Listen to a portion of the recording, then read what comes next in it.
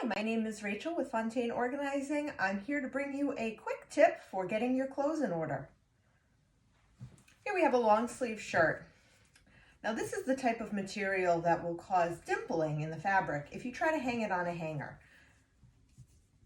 I'm going to show you how to hang this so that it won't have any dimples. First, we're going to fold it in half the long way, line up the sleeves, just straighten it out a bit.